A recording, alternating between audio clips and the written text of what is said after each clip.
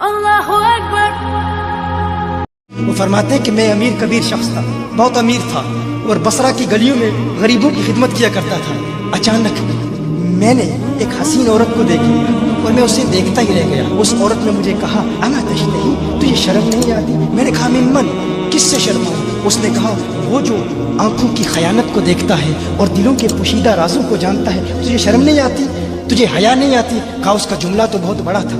حسن بصری اپنی توبہ کا واقعہ بیان فرما رہے ہیں، فرمایا اس کا جملہ تو بہت بڑا تھا لیکن وہ اتنی حسین تھی، ایسی خوبصورت تھی، میں پھر بھی مسلسل اسے دیکھتا رہا اور دیکھتا ہی رہ گیا۔ اور پھر آخر اس نے کہا کیوں بار بار مجھے دیکھتا ہے؟ میں نے اس عورت کو کہا کہ تیری آنکھیں اتنی خوبصورت ہیں کہ تیری جھیل جیسی آنکھوں میں ڈوبنے کا جی چاہتا ہے۔ اس عورت نے کہا اچھا تو ایسی بات کرتا ہے، تو یہاں انتظار کر۔ وہ عورت اپنے گھر میں چلی جاتی ہے۔ تھوڑی دیر کے بعد کہا میں انتظار کر رہا تھا۔ تھوڑی دیر کے بعد اس کی خادمہ آتی ہے، اس کے ہاتھ میں ایک تشت ہے اور اس تشت کے اندر اس پر ایک کپڑا ہے۔ کہا میں نے کپڑا اٹھایا تو اس میں اس کی 2 آنکھیں تھیں۔ اس نے اپنی 2 آنکھیں نکال کے اپنی خادمہ کو دے دی کہ اس کی وجہ سے اس کا دل دین سے دور ہوا ہے، مجھے یہ آنکھیں نہیں چاہیے۔ کہا اس پر ایک کاغذ تھا، کاغذ پر لکھا ہوا تھا مجھے ایسی آنکھوں کی ضرورت ہی نہیں جس سے ایک مرد فتنے میں مبتلا ہو جائے۔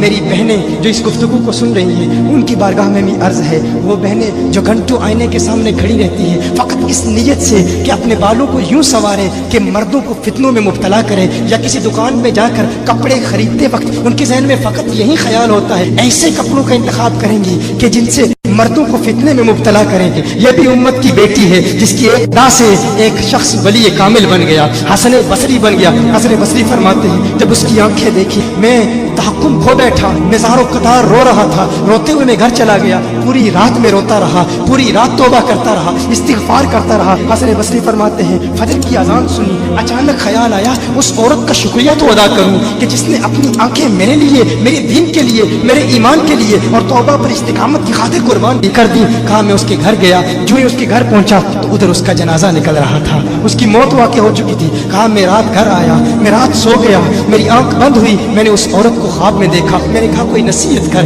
اس عورت نے کہا کہ جب تنہائی میں ہو اللہ کا ذکر کرتے رہو، اور جب صبح کرو تو استغفار کرو، شام کے وقت استغفار پڑھو۔ کہا میں نے اس وقت توبہ کر لی، ایک عورت میری توبہ کا سبب بنی، ایک عورت کی وجہ سے مجھے توبہ پر استقامت ملی۔ یہی حسن بصری پھر وہ واقعہ بھی آتا ہے، وہ دور بھی آتا ہے، ان کا ڈر کتنا ہے، ان کا تقوی کتنا ہے، پرہیزگاری کتنی ہے۔ یہی حسن بصری، ایک دن ایک شخص نے حسن بصری رضی اللہ تعالی عنہ سے کہا ہے حسن بصری کیا آپ جانتے ہیں کہ جہنم سے جو شخص سب سے آخر میں جہنم سے نکالا جائے گا اور پھر یا حنانو یا منانو پڑھتا ہوا جہنم سے باہر نکلے گا؟ حسن بصری فرماتے ہیں کاش میں وہ شخص ہوتا، کاش میں وہ شخص ہوتا۔ کہا گیا کہ جو جہنم سے سب سے آخر میں نکلے گا، 1000 سال جہنم میں رہے گا، یا حنانو یا منانو بڑھتا ہوا جہنم سے باہر نکلے گا۔ کہا کاش میں شخص ہوتا۔ انہوں نے کہا حضرت آپ کیا فرما رہے ہیں کہ آپ جہنم میں جانا چاہتے ہیں؟ آپ تو بزرگ ہیں، اللہ کے ولی ہیں۔ کہا تم میری بات نہیں سمجھے، وہ جو جہنم سے نکالا جائے گا کم از کم نکلنے کی ضمانت تو ہے، اس سے یہ تو پتا چل رہا ہے کہ ایمان پر موت واقع ہوگی۔ مجھے اپنے ایمان کی ضمانت نہیں ہے، میں نے اس لیے کہا کہ اگر مجھے یہ ضمانت بھی مل جائے کہ میں وہ ہوں تو وہ بھی مجھے قبول ہے، کم از کم ایمان تو سلامت لے کے جاؤں۔ میں کہتا ہوں اللہ فرماتا ہے خوف نہیں ہے، ڈر نہیں ہے، پھر فرماتا ہے یہ ڈرتے بھی ہیں، یہ ڈرتے بھی ہیں، لیکن ان کے ڈر اور ہمارے ڈر میں فرق کیا ہے؟ ان کے ڈر اور ہمارے ڈر میں فرق کیا ہے؟ وہ ایک سے ڈرتے ہیں، کسی دوسرے سے نہیں ڈرتے۔ فرق کیا ہے؟ وہ ایک سے ڈرتے ہیں، ایک سے ڈرتے ہیں، کسی دوسرے سے نہیں ڈرتے۔